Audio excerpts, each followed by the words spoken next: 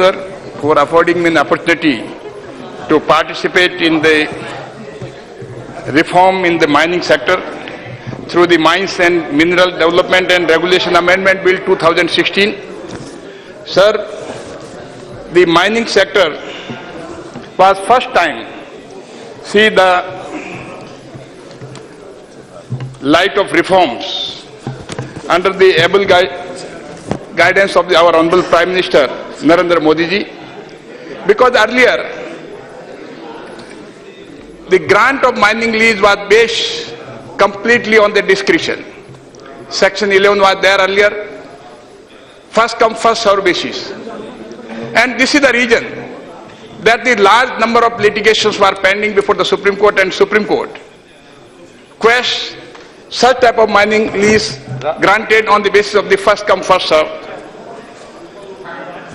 So after the decision of the Supreme Court, the necessary amendments were carried out in the Mines and Mineral Development and Regulation Act, and the bill was introduced in 2015,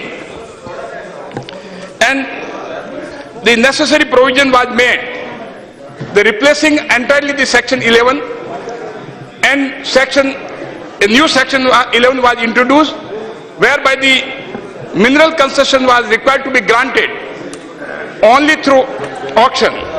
Therefore, since 1957 to 2015, the mineral concession and mining lease were granted only on the basis of the discretion, which was discontinued first time in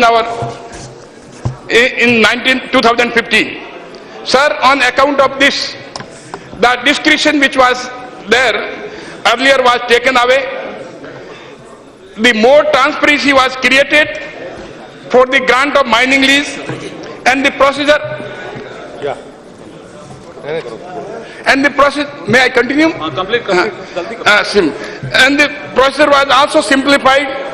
No delay in allotment of the mining lease, and it also enhanced the revenue of the state exchequer. And now the present bill, which relate to the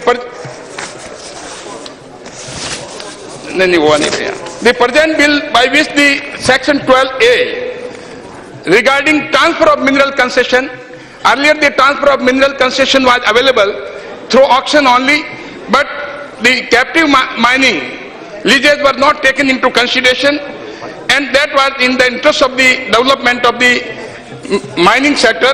Therefore, the present bill is only with respect to include those mining leases where the captive mining are used for the captive purposes.